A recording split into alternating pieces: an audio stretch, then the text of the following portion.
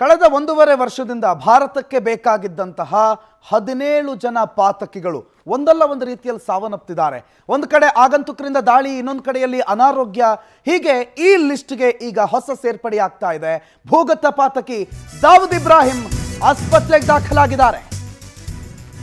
ಭಾರತಕ್ಕೆ ಹಲವು ಪ್ರಕರಣಗಳಲ್ಲಿ ಬೇಕಾಗಿರುವಂತಹ ಮಾಸ್ಟರ್ ಮೈಂಡ್ ದಾವೂದ್ ಇಬ್ರಾಹಿಂ ಸದ್ಯ ವಿಷಪ್ರಾಶನ ಮಾಡಿದ್ದಾರೆ ಅನ್ನೋ ಶಂಕೆ ಇದೆ.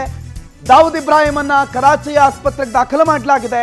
ಅಲ್ಲಿ ದಾವೂದ್ ಇಬ್ರಾಹಿಂಗೆ ಚಿಕಿತ್ಸೆ ಕೊಡಿಸಲಾಗ್ತಾ ಇದೆ. Most wanted criminal Dawood Ibrahim, ಈತನ ಬಗ್ಗೆ ನಿಮಗೆ ಗೊತ್ತೇ ಇದೆ. ಸಂಘಟಿತ ಅಪರಾಧ, ಭಯೋತ್ಪಾದನೆ, ಡ್ರಗ್ಸ್ ಸಾಗಾಟ ಮತ್ತು ಮಾರಾಟ, ಹಲವು ಪ್ರಕರಣಗಳಲ್ಲಿ ಈತ ಪ್ರಮುಖ ಆರೋಪಿ. ಆತ ಪಾಕಿಸ್ತಾನದಲ್ಲಿ ತಲೆಮರೆಸಿಕೊಂಡಿದ್ದ.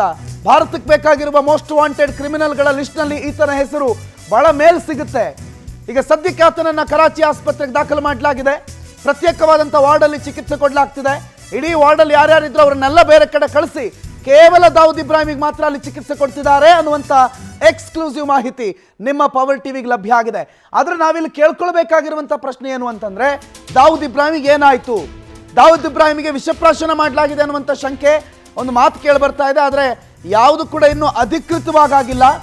ಆದರೆ ಭಾರತಕ್ಕೆ ಬೇಕಾಗಿರುವ ಮೋಸ್ಟ್ ವಾಂಟೆಡ್ ಉಗ್ರರಿಗೆಲ್ಲರಿಗೂ ಈ ರೀತಿ ಯಾಕಾಗ್ತಿದೆ? ಅದು ನಾವು ಕೇಳಬೇಕಾಗಿರೋ ಪ್ರಶ್ನೆ. ದಾವೂದ್ ಪತ್ತೆ ಹಚ್ಚಿದವರಿಗೆ 25 ಲಕ್ಷ ರೂಪಾಯಿ ಬಹುಮಾನವನ್ನ ರಾಷ್ಟ್ರೀಯ ತನಿಖಾ ಸಂಸ್ಥೆ NIA ಘೋಷಣೆ ಮಾಡಿದೆ. ಭಯೋತ್ಪಾದನೆ, ಮಾದಕ ವಸ್ತುಗಳ ಕಳ್ಳ ಸಾಗಾಟನೆಯಲ್ಲಿ ಈತನ ಹೆಸರು ಕೇಳಿಬಂದಿತ್ತು.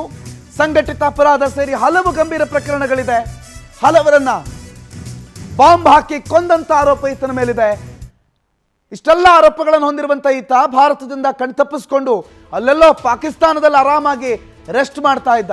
ಹೇಳಿ ಕೇಳಿ ಪಾಕಿಸ್ತಾನ ಭಾರತಕ್ಕೆ ಯಾರ್ಯಾರು ಮೋಸ್ಟ್ ವಾಂಟೆಡ್ ಅಂತಿದ್ದಾರೋ ಅವರೆಲ್ಲ ಪಾಕಿಸ್ತಾನಕ್ಕೆ ಫ್ರೆಂಡ್ಸು ಅನ್ನೋ ಹಾಗೆ ಅವ್ರಿಗೆ ಬೇಕಾಗಿರೋ ಸವಲತ್ತುಗಳನ್ನು ಕೊಟ್ಟು, ಅವ್ರಿಗೆ ಹೇಗೆ ರಕ್ಷಣೆ ಕೊಡಬೇಕು ಅವೆಲ್ಲವನ್ನು ಕೊಟ್ಟು, ಅವರ ಮಾಹಿತಿಯನ್ನು ಗೌಪ್ಯವಾಗಿ ಉಳಿಸ್ಕೊಂಡು ಅವರಿಗೆ ರಕ್ಷಣೆ ಕೊಡ್ತಾ ಇತ್ತ ಏನೋ ಗೊತ್ತಿಲ್ಲ.